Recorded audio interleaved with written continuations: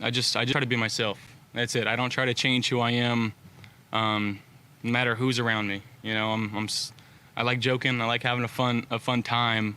But when the pads get on, I mean business, and I want to do everything I can do to help this team win football games. And when guys can see that from their quarterback, I think that kind of carries over. And again, I'm as selfless as possible. You know, if we run it 40 times a game, if we throw it 40 times a game, if we won the game, I'm still going to be critical of myself after the game and try to find ways that I can be better. And again, I think that's the job of the quarterback. You help win games no matter which way you can.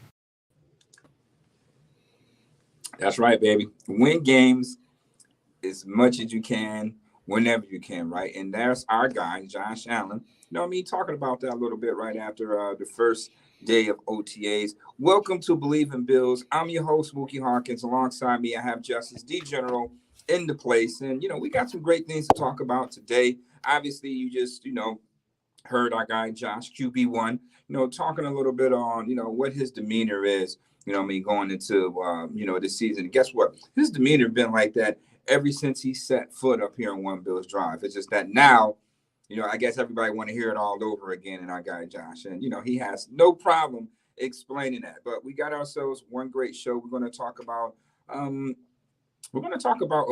obviously. Then we're going to get into some position battles on both sides of the ball, in a timely manner as much as we could.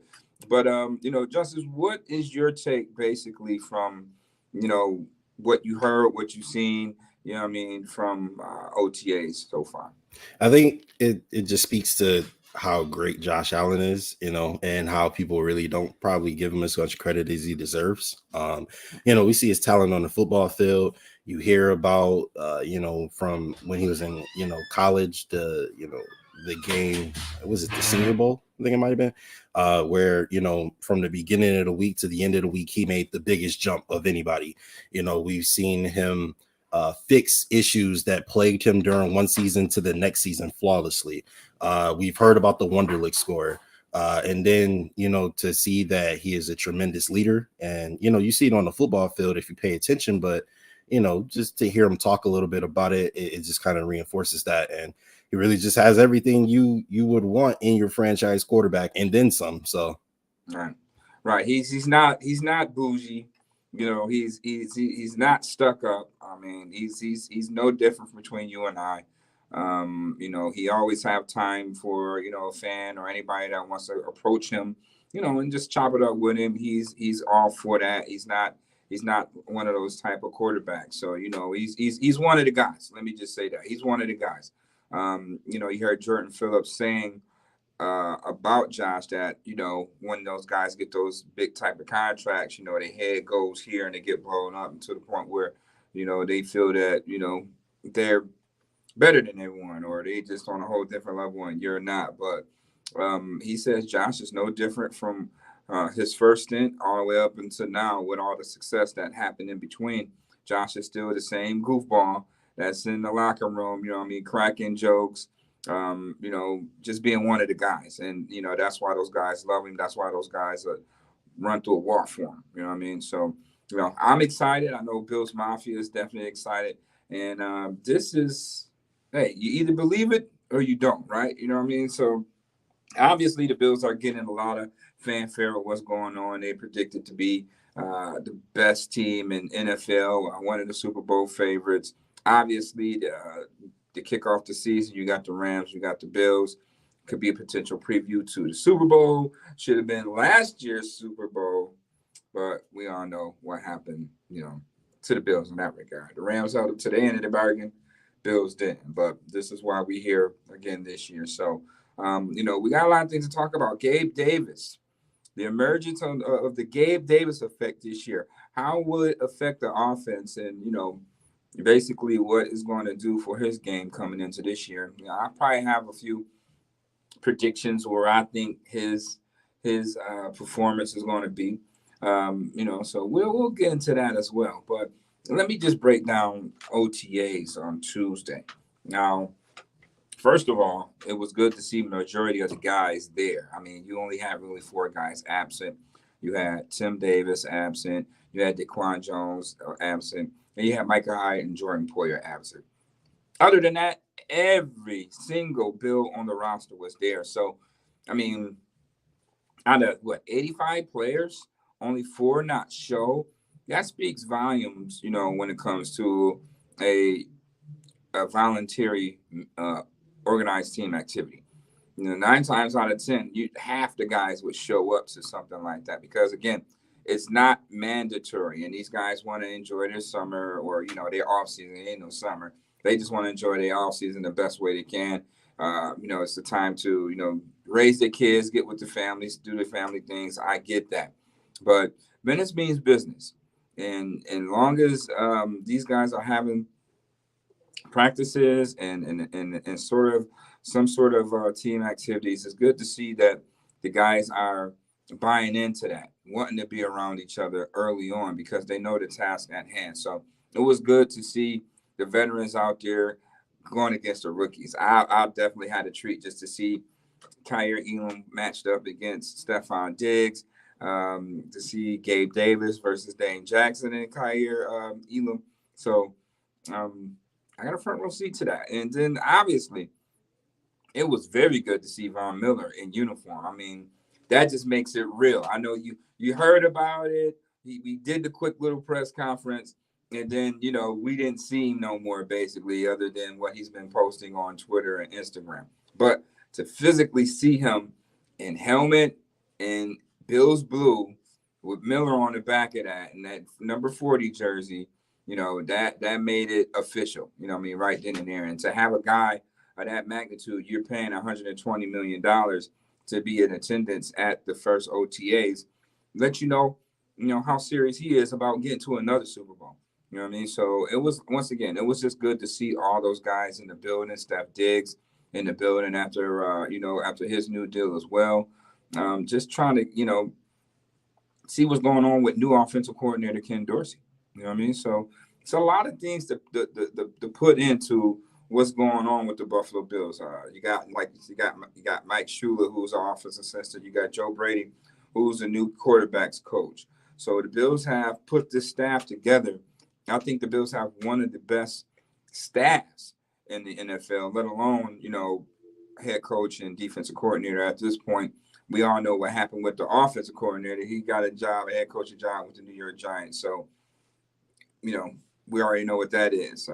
Ken Dorsey, I can't say that he's one of the best, but with the pieces that he have to work with, I think he's going to be. It's not going to be a drop off. I can tell you that offensively by what I saw. It's not going to be a drop off at all. Actually, it may be slightly better than Brian Daboll's offense. That's what I was actually going to kind of allude to. I heard Josh talking in the interview process and everything. He was talking about how, working with Ken Dorsey over the years, Ken, knows what Josh likes and Josh knows what he likes, and they're able to adjust. I'm sorry, it's an adjustment period, I'm sure, but they're able to kind of pick up where they left off in that sense. He talked about wanting Ken Dorsey to talk to him in the headset, just so he can hear his voice and get used to his cadence and everything that goes with that. One thing that really stood out to me when I was looking at some videos from OTAs was I saw Von Miller, and I was really excited to see Von Miller.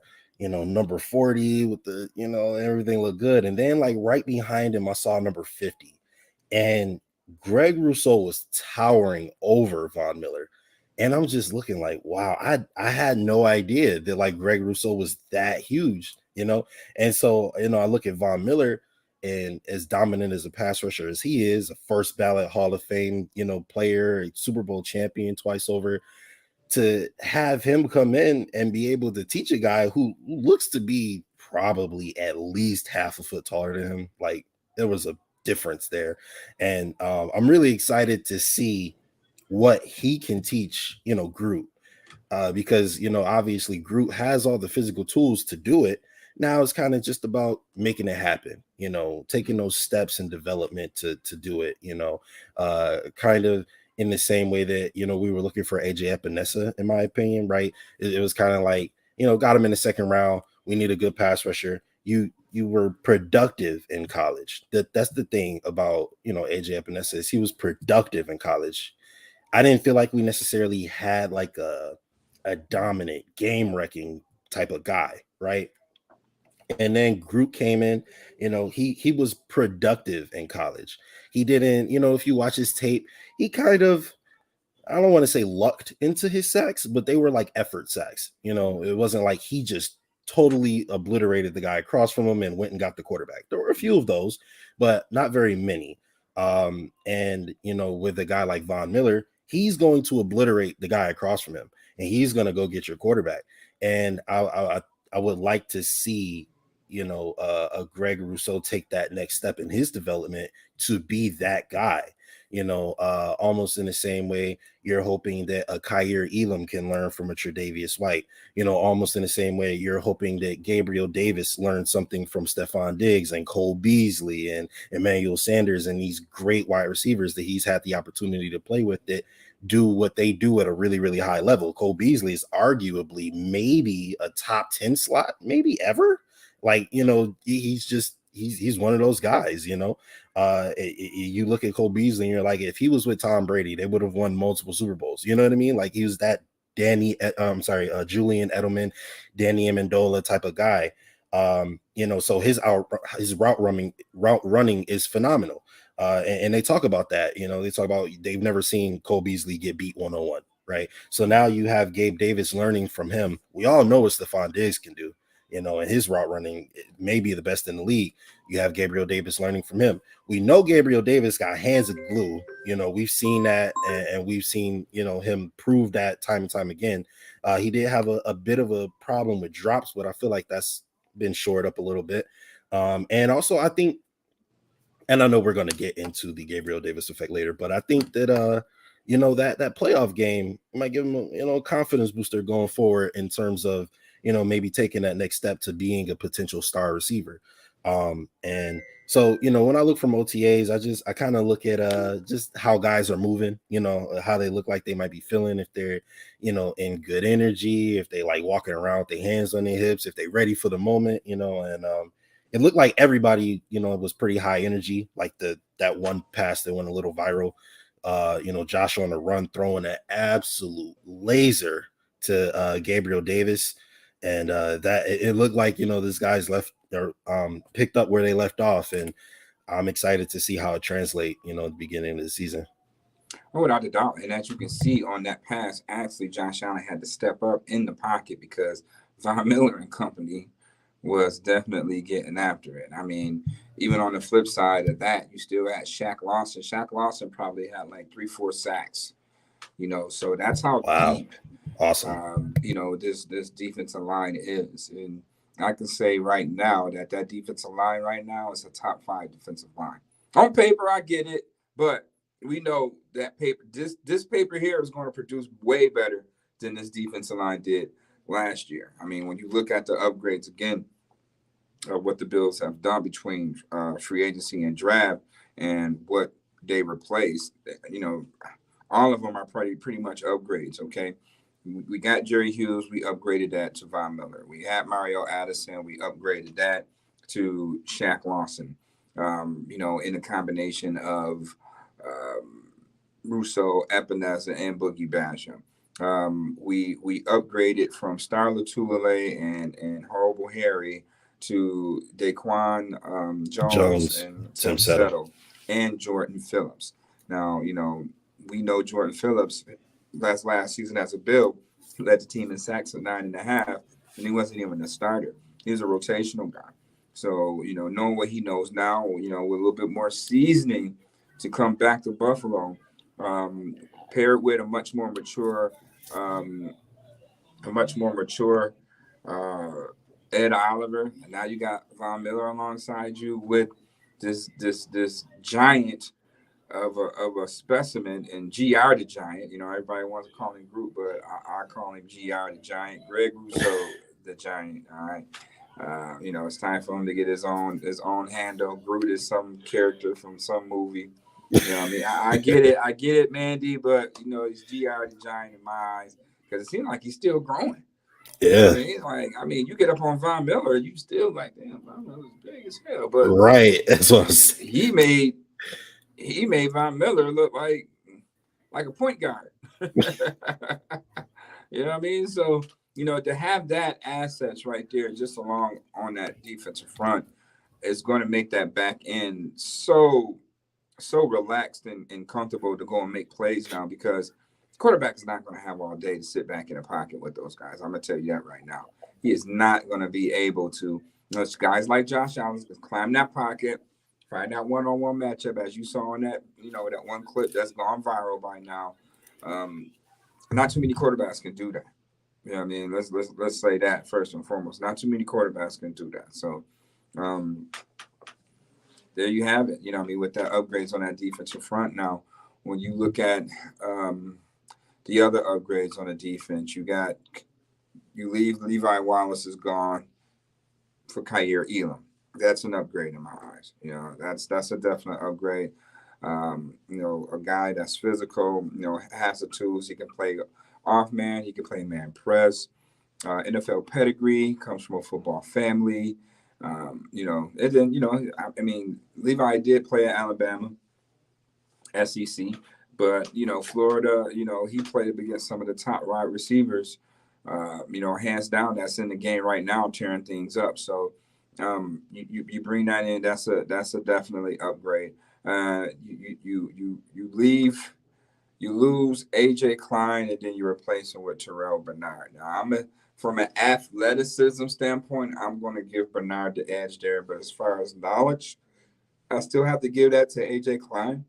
But in due time, especially learning from Matt Milano and Tremaine Edmonds, this guy is definitely going to be a force to be reckoned with. He's going to definitely one of my sleeper picks. On top of the sleeper, the steal, Khalil Shakur, who was drafted by the Bills in the 5th round. Everybody's saying basically he is a steal, but watch Bernard in the 3rd round. The Bills selected from out of Baylor as well. So you get a lot of upgrades, and it's just on the defensive side of things. When you turn around on the flip side, okay, you replace Cole Beasley with a Jamison Crowder, right? You re-sign Isaiah McKenzie. You replace Emmanuel Sanders with a Gabe Davis, but you also draft Khalil Shakur. Another guy that can play outside, inside. He's another guy that could just put the ball in his hands. He's dynamic and explosive. He's a playmaker. So to get that type of specimen in the 5th round, gives you that insurance, because once again, Jamison Crowder is only on a 1-year deal. So you got to replace that just in case Bills win the Super Bowl. It's bag time. Boys is going to go get that bag, somewhere else, having a 1-year deal. You know what I mean? So guys are definitely going to go get that bag, and then you replace them with guys like Marquez Stevenson and, Khalil Shakur. So upgrades all around the table, even when you look at it from the running back position. Devin Singletary isn't going anywhere. Zach Moss isn't going anywhere. But you upgrade your running back room with a guy like James Cook, a guy that basically obviously has the same traits as his brother. But on the flip side of that, he can give you a little bit of Alvin Kamara as well on 3rd down. A guy that, if you're not careful on a check down or a screenplay, this guy can take it to the house. He has that capability. He has that explosive playmaking capability, something that's going to be definitely used because teams want to double Stephon Diggs. Okay, well, what you got? We got Dawson Knox. We got Jamison Crowder. We got Gabe Davis. Not to mention, we did pick up O.J. Howard. Okay, so that's another weapon, that the Bills have offensively that's going to keep defenses on their toes. And let's not forget, the quarterback can run the ball as well. So if you see nothing but grass 30 to 40 yards downfield, best believe Josh Allen is going to take off. You know what I mean? So upgrades all the way around the table. And this roster, basically, I can tell you right now, this roster is better than last year's roster right now as we speak. And, they still have a few spots to improve as well. We never know. They might bring a savvy veteran in.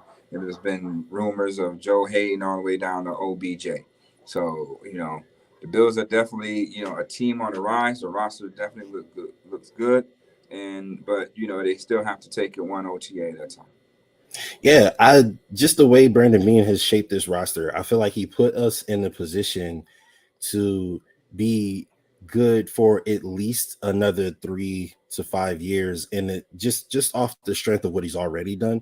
And then you just take a look at what he does and his philosophy and the way he maneuvers things. It looks like a plan for long-term success, right? You cleaned house. Sean McDermott and Brandon Beane cleaned house initially when they first got here, and then he set up a very healthy environment in the locker room, right? This is championship caliber. Originally, it was playoff caliber, and they're looking for ways to be better, be more goal oriented, and have everybody compete toward the same goal. And then you end up getting core players like your Ed Oliver, Josh Allen. I believe Tremaine Edmonds is a core player. Tre'Davious White. Stephon Diggs and guys, Matt Milano, guys like that. And then I feel like with the way the team performed, under his leadership, and watching Josh Allen turn into a superstar, we expect to see Josh Allen here for at least another 12, 15 years, right? And then not only that, but you watch the way these guys rally around his team. So now you have your core players, but then Brandon Beane is also incredible with scouting talent, right? So now, you have your core players, and those guys obviously good. They get paid if, they perform well, and they do get paid typically. You may be the best, not even maybe, I think for my money, they're the best secondary in the league in terms of, the safeties back there. And you build around those players. So now, even your non-core players, you're looking at guys like Teron Johnson, you're looking at guys like Harrison Phillips last year. Now this year, you're looking at guys like Tim Settle and Daquan Jones. You're looking at, Gabe Davis, who probably isn't a core player yet, but is on his way to being one. And you get this great talent to kind of, fill out your roster, right?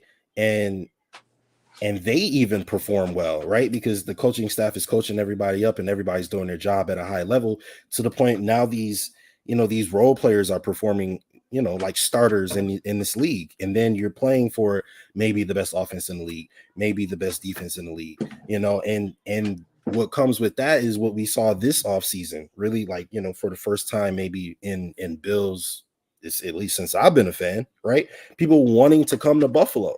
So now you put yourself in a position where those role players turn into maybe former superstars, or stars who maybe didn't get the pay that they were looking for and want to come to Buffalo, win the championship, and maybe get paid next year, whatever the case may be. So again, I really think Brandon Beane, the way he's built this team, he's really put us in a position to succeed for a long time. And I think that is the most encouraging thing when you look at this team, going forward, is that other teams, they've got to buy all these players, pay all these players big time to come in, maybe, make 1 or 2 runs at a championship, and then you back to zero, with the way Brandon Beane did it. It doesn't look that way. And real quick, before I pass it back to Coach Mandy, to answer your question, I actually have a theory about this, right? Because Josh Allen's second season, yes, his second season, that was the year that they traded for Antonio Brown. If you pay attention to that first Jets game, they start out in 5 wide for maybe like the first 2 series. Start out in 5 wide, and they're having Josh Allen throw the ball all over yard. At that point, you have a John Brown, you have a Cole Beasley, talented wide receivers, but neither of them are a true number one that can get open like a Stephon Diggs, right? So I think that his plan was to have Antonio Brown there to play that Stephon Diggs role and be, have that air raid offense that they displayed in Josh Allen's, junior season, his third year, that they had when they got Stephon Diggs for the first time. But, not having Antonio Brown there kind of ruined things. So they had to go to a more of a run, heavy offense. And so I think Dayball and Bean and McDermott had that plan even from the beginning with that Antonio Brown trade. It just didn't come to fruition until a year later, where we saw, Josh's ascension, if you will. Well, yeah, we that trade didn't happen, so we can't talk about it. It was some conflicts there. In reference to that, Antonio Brown didn't want to come. Come to find out, he didn't want to be a Buffalo Bill. So that kind of nixed that deal. I think it was just dope that our management, especially back at that time when we didn't know what they would become, that they just had a plan in mind, and it just shows to the point that they know exactly what they're doing, and it seems like they're making all the right steps to make it happen. Like I talked about Brandon being Mr. Contingency. Every single reason we lost the game last year, whether it was the offensive line, whether it was the defensive line, whether it was CB2, whether it was any reason why we lost one of those games last year, which typically was a fluke whenever we lost, it seems like he shored up that position or that unit this year, and he gave himself contingency plans in case anything should happen. Right. Well, you learn. You learn off experience. You learn off experience. For years they've been trying to figure out what's going on. Obviously the game is won up front. It's just common law, right? The game is won up front, an offensive end and a defensive end.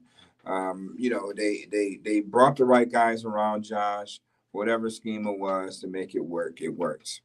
But on the defensive side, they kind of struggle with. Now don't get me wrong, they were number one defense in a lot of statistical categories, but one eyesore that stuck out year in and year out was sacks, getting after the quarterback. Yeah, Jerry Hughes was one of the top in quarterback hurries, but it don't translate to sacks. It don't translate to get the quarterback on the ground.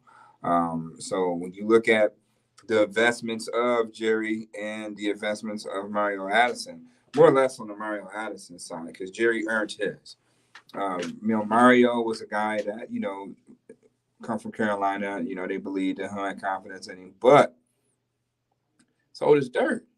You know what I mean? You bring a guy in that's past his prime, and you pay him a lucrative deal. That kind of stunted AJ Epinez's growth in my eyes, because I don't feel that Mario was better than AJ. It's just that he was getting paid more than AJ, so he had to play. It was one of those scenarios where you got basically your two bookends were the highest paid players on the team last year. So they got to play. You know what I mean? So now that's going to stun the guys like AJ Epinez's growth, on top of you drafting Gregory Rousseau with your top pick. So what they do, we don't still like the results we got. So how about we just say, forget it. Let's go ahead and get the best guy that we know this is what he does best, and that's getting after the quarterback. We know this guy instills fear in quarterbacks. That is what we do know. We do know on third down, he's going to help our defense, because he's either going to have a back or a tight end is going to have to stay put to help block. So, you got another guy, again, that offense is going to fear on third down. Definitely going to be trying to figure out where Von Miller at on third down, because if you don't, quarterback is going to be on the ground. If you don't, Von Miller is going to force a turnover of some sort, whether it's a strip sack or forcing the quarterback to throw the ball sooner than he wants to, and that's going to resort to an interception by the defense. So we got that guy now that creates that fear factor, makes the cipher complete with the Bills defensively, on top of, the other additions that they brought to the table on the defensive side. So that was just Brandon Bean just learning off the experience on, what it takes to win up front. You know what I mean? If we have Von Miller in 13 seconds, we're on our way right there. We win that game, because Von Miller was not going to let Patrick Mahomes just sit back there all day long and just dink and dunk to his guys. So, and it puts more confidence in your secondary to actually play closer and not 20, 30 yards away from, the nearest. Exactly. You can play a little bit more freer, a little bit more open, knowing that, you got guys up front that's going to take care of what going to do their job, basically. Just do your job. Get after the quarterback, shut down the run. You know what I mean? Yeah. And then everything else, third down, is going to be like a party. So they did a great job on revamping that defensive line to put around your key investment at Oliver and Gregory Rousseau. And I think, again, that Bills defensive line is going to be, something spectacular this year to see. It's going to be one of the reasons why they won the Super Bowl, for sure. Yeah, absolutely. Do you want to dive deeper into this and get to some position battles? Sure. Let's just go ahead and get right into it. I know everybody was wondering, okay, draft Kaiir Elam. He's our starting guy. Not so fast. Coach McDermott went on to say that, he's definitely going to have to earn it. We're not just going to put him there because he was our top pick. He's going to have to come in there and earn it against guys like Saran Neal. He's going to have to come in there and earn it against guys like Dane Jackson. He's going to have to come in there and earn it in the likes of Cam Lewis and Nick McLeod. I mean, these are guys that's been there. These are guys that should know the Bills playbook in and out. So they're going to get the first crack to, get in that spot. Then, Kaiir is, based on seniority, but Kaiir is up for the challenge. He understands, how this works. You're a low man on the totem pole, even though that you got drafted, how you got drafted, you still the low man on the totem pole when it comes to seniority in that cornerback room. So he's definitely going to have to earn it. He's going to get in that playbook. He's going to have to learn the pro game, and I think without a doubt, he's going to be fine. I think he's going to be fine. But you look at the position battles right now with Tre'Davious White.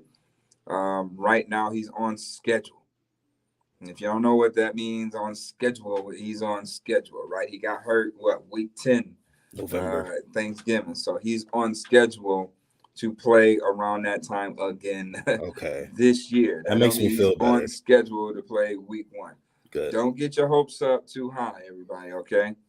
Tre'Davious will be back around mid-season, all right, fully healthy. And, that's where, they'll trust that knee a little bit more. But they're not going to force him to come back and potentially re-injure that thing when they definitely need him for playoffs for sure.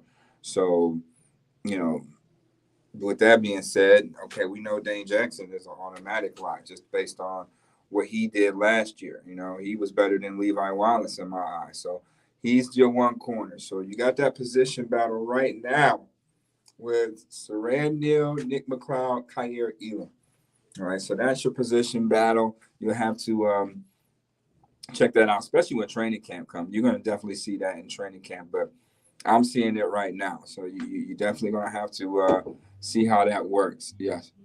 And, what are the chances that we see maybe Teron Johnson step out to be an outside corner? Excuse me? What are the chances that maybe we see Teron Johnson step out to be an outside corner? He's versatile enough to do it, but I think the Bills have enough on the outside. If it's an issue, then you'll see a Joe Hayden, or you'll see a Kevin King, or you'll see another veteran corner that can play on the outside come in. At that point, I don't think they use Teron Johnson for that. And let's not forget, the Bills drafted Christian Benford in the 6th round. He's more than capable of playing on the outside as well. All right, very versatile. He can play outside. He can play inside. And, he's another luxury because he can play some safety. At 6'1.5", 205 pounds. Very physical guy. Had 14 interceptions throughout his career at Villanova. So I think the Bills, if the Bills don't go and get a veteran corner, then that they are very high on Christian Benford and, Nick McLeod as well, Yeah, that's what told me they were high on Dane Jackson last year, right? It was Levi had offers from other places to go play there for more money, but he wanted to come back to Buffalo, basically minimal value compared to what he possibly could have gotten. And he was just like, yeah, I wanted to be in Buffalo. But it seemed like the Bills were pretty comfortable with letting him go even last year.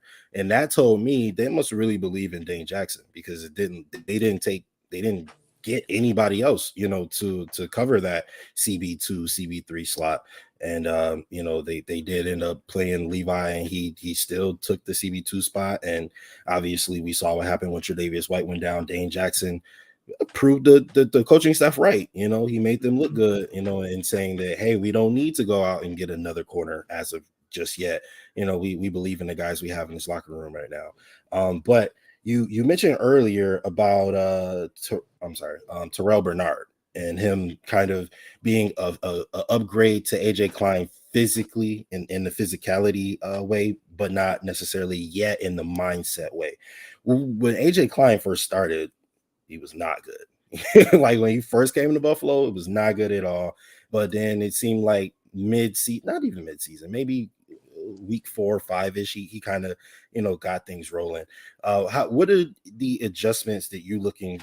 I'm sorry. What is the adjustment period that you think it might take a guy like Bernard to be the next guy up? Or do you think a guy like Dotson or Smith or Matakavich might come in and take over that AJ Klein role?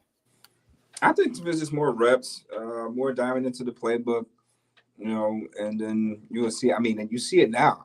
I seen guys flying in making plays.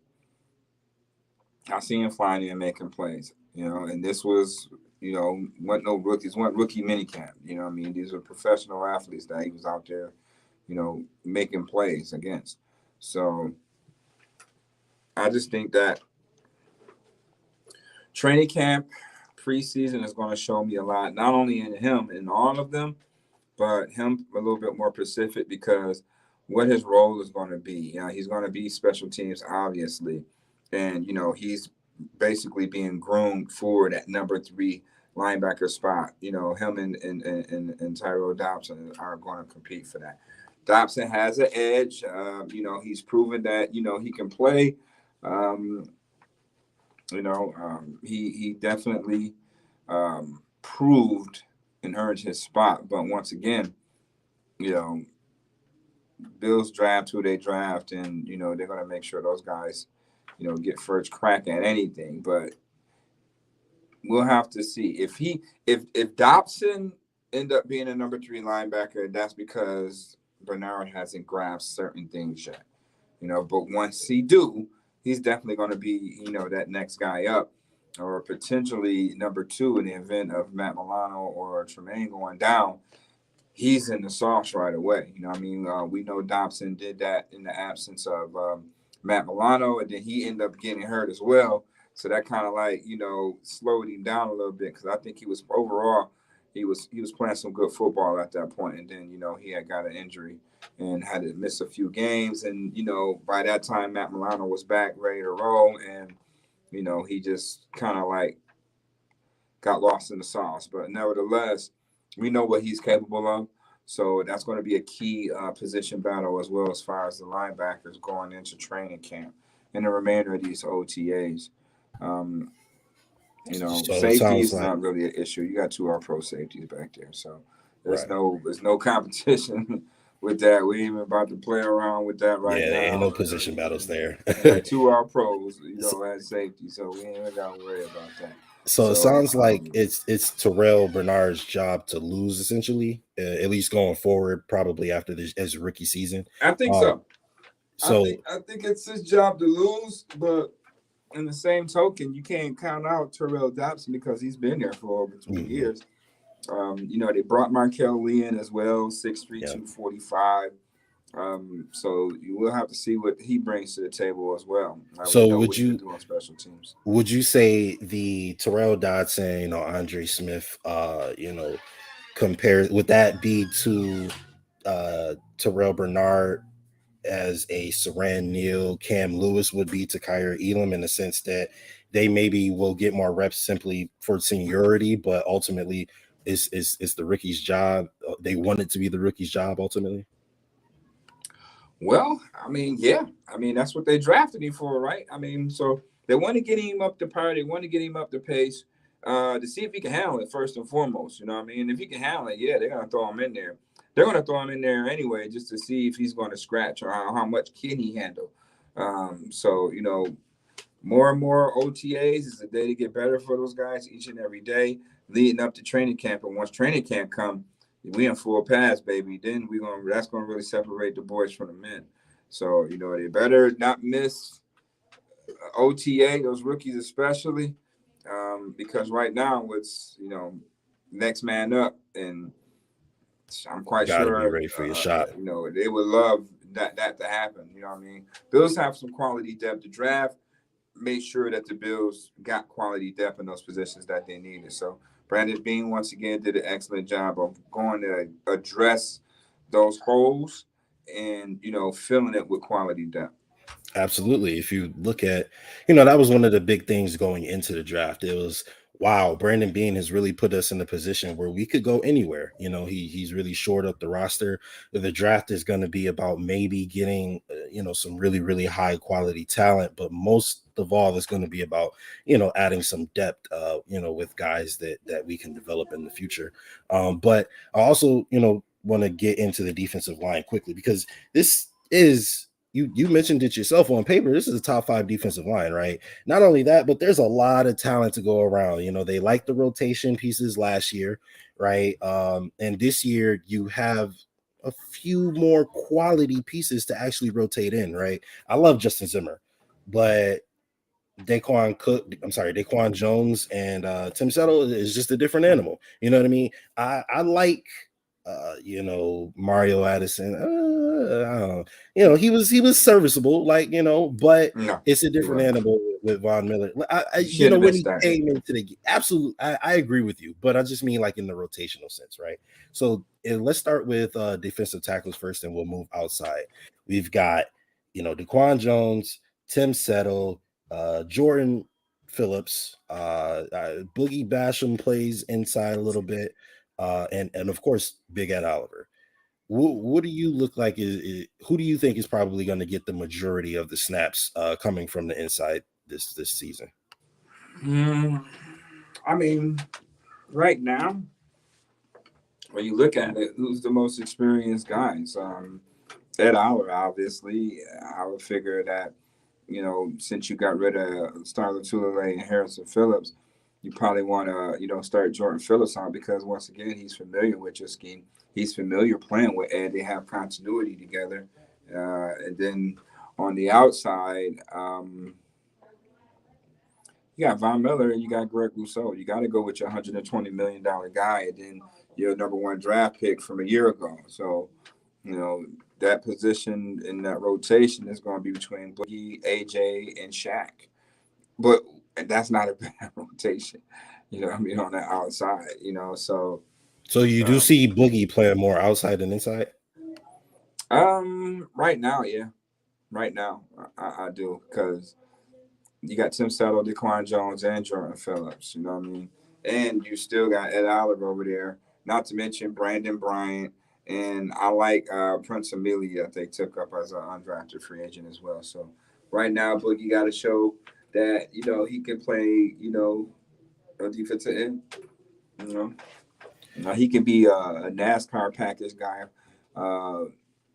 inside.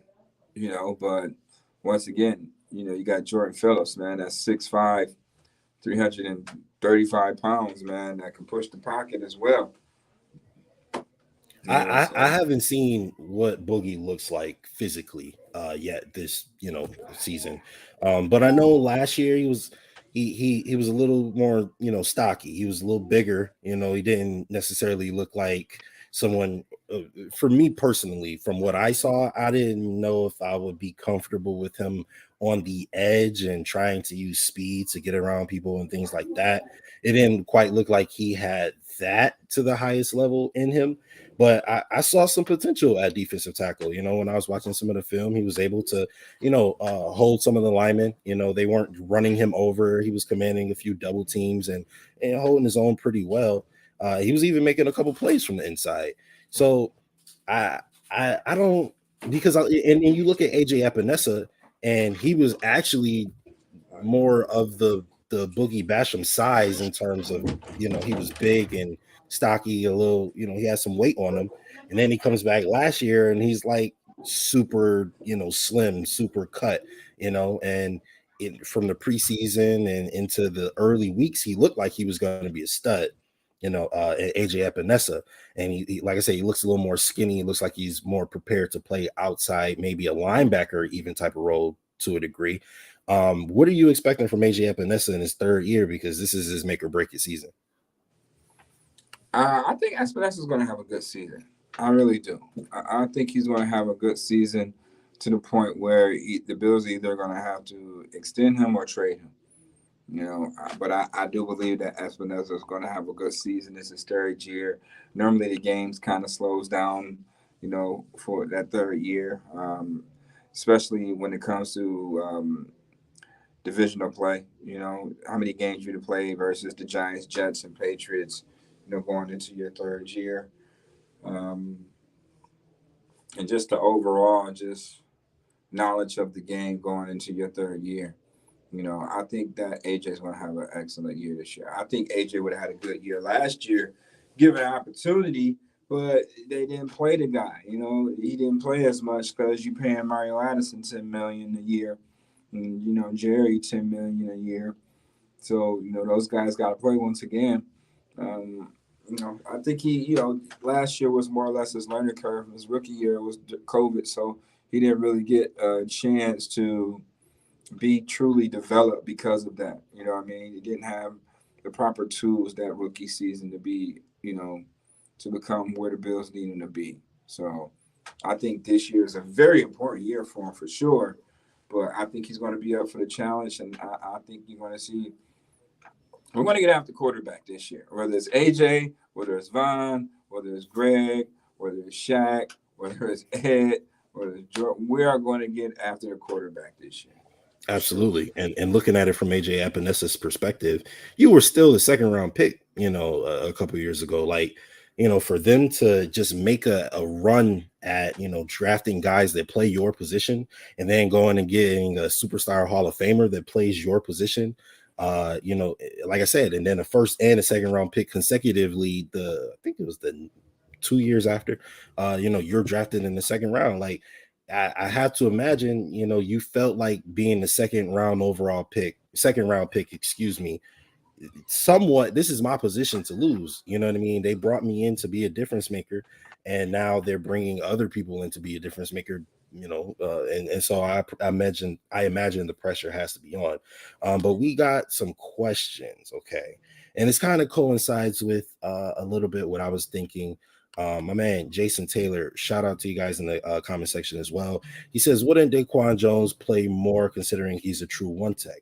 And that also got me thinking, because I feel like Tim Settle is extremely talented, and I think he's probably more talented than Jordan Phillips. But to your point, Jordan Phillips probably knows the scheme and the system a little bit better. Which of those three do you feel like will probably be the most important piece come playoff time? I'm gonna say Jordan Phillips too. I'm gonna ride out with Jordan Phillips. Let's not forget Jordan Phillips was All-American at Oklahoma. Jordan Phillips was selected in the second round too. Jordan Phillips should have been, a first round pick. He was projected to go in the first round. He didn't. He kind of slid, went to the wrong team in Miami. Wasn't feeling that. Got a fresh start here in Buffalo. Thrived in that, and got his bag, but realized he could have just simply stayed in Buffalo. If he would just stayed in Buffalo, never know what this defense could be. So that's why these guys are running it back, him and Shaq, because the defense were onto something. The defense were just evolving at that last year with him and Shaq. And then you lose that. They go get their separate bags other places, but it didn't pan out for them. It wasn't scheme fits. They didn't like it. So, understanding the grass is greener where you water it at instead of the other side. They recognized that and got back to, their comfort zone and coming back here to Buffalo. So you got him back. I think Jordan has to nod just because, one, he played here. He has continuity with players. He has a feel for the players. And that's a real good advantage. And then obviously he's the more seasoned vet now. He has more veteran. He's more seasoned than Subtle, and he's played more snaps than Daquan Jones. So you start that off with that, or so Daquan Jones might can pick up. You never know who's going to start. That's how good this Bills defensive line is right now. You don't know who's going to start the game. But I tell my players all the time, it ain't how you start, it's how you finish and who's finishing. So you want to be out there when it's time to finish the game. You can start the game, but you might not finish the game. So I want guys that can finish the game. That's what matters the most to me, and I think the Bills definitely have guys that can finish, rather than start it. And to your point, Jordan Phillips was probably no. I mean, Ed Oliver was a first round pick, so of course you probably would look at it as he has the greater potential. But when Jordan Phillips physically left the Buffalo Bills team, he was probably our best defensive lineman. He definitely, I think he had the most sacks and the most production of any defensive lineman coming from the inside, no less. And so, yeah, maybe Jerry Hughes you could say was the best, but Jordan Phillips was most certainly the most productive. But final defensive line question. All right. So you mentioned how you think Boogie is probably better suited for the outside, right? Now you got Von Miller, Greg Rousseau, Boogie Basham, AJ Epinesa, Shaq Lawson, some other guys as well. Who's the odd man out there? Because everybody can't, get rotation in there. I don't think it's an odd man out. I mean, when you look at it, didn't the Bills keep 8 to 9 guys on the defensive line last year? So I don't think it's really an odd man out. You look at. Well, I mean out in terms of who gets you got playing 4. time. As far as what now? Who gets playing time, not necessarily like getting cut.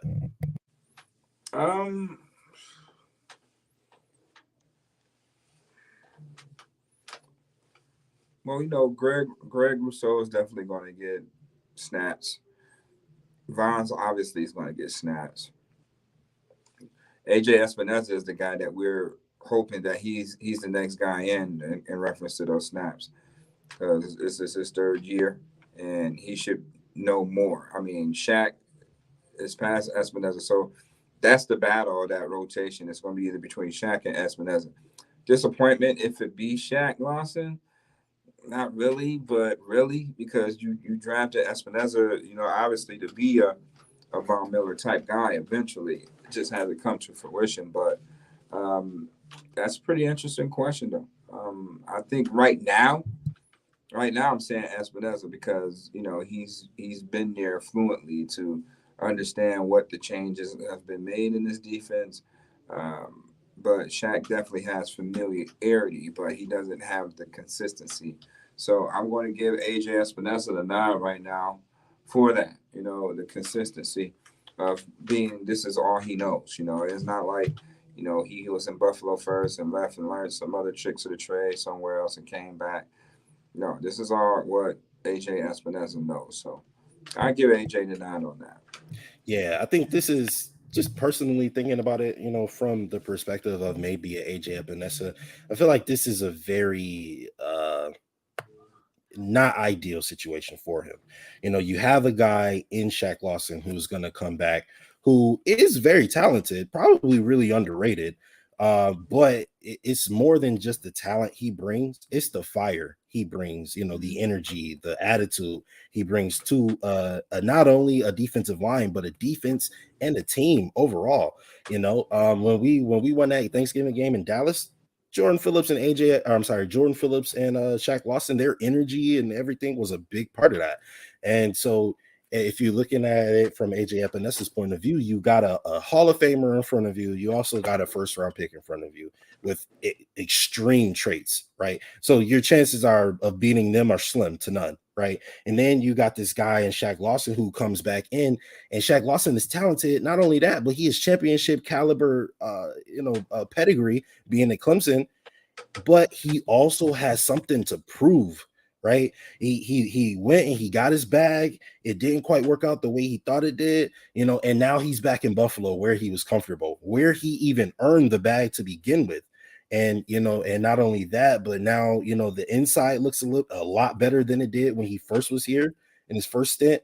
The other side of him, no matter when he's on the field, is going to be either Gregory Rousseau, Von Miller, or somebody else who can get to the pass rusher. I feel like this is primed for Shaq Lawson to have like a redemption season, and that doesn't bode well for AJ Epinesa, in my opinion. Right, definitely, man. So, like I said, it's all about what's going to happen these OTAs leading up to training camp, and when you start really seeing, who's lining up where. But we can't really say all of that stuff until training camp where you come and see it yourself. But, that's why they call it competition. And the Bills have built one of the best competitive rosters in the Brandon Beane McDermott area. So I'm excited. I can't wait for Tuesday to see what's next here at OTAs. We know that don't expect Josh Allen to be there. This is going to be the week where a lot of guys are not going to be there. All right. You got Josh, obviously he has the match coming up. So Josh won't be at OTAs this week. You got Stephon Diggs, who have a prior engagement. You have Von Miller, whose brother is getting married. So you're not going to – if you start seeing or hearing, such and such wasn't at camp this week, don't blow a gasket, all right? It's just that they're taking care of some final, business and some family things that they got to take care of before they get back to work, okay? So don't think nothing of it. There's nothing wrong with those guys. Nobody's disgruntled, whatever the case may be. They're just taking care of, some very important business with this family at the time while they have the time. You know what I mean? So, so that's it. That's our show for today. You know what I mean? I'd like to appreciate you once again from always chiming in and coming on and holding it down, with myself. And, hey, we're going to be giving you some more exclusive content. Now, we did get a great deal with SiriusXM, so we are very excited about that. All you Bills Mafia fans, just make sure you stay with us every step of the way.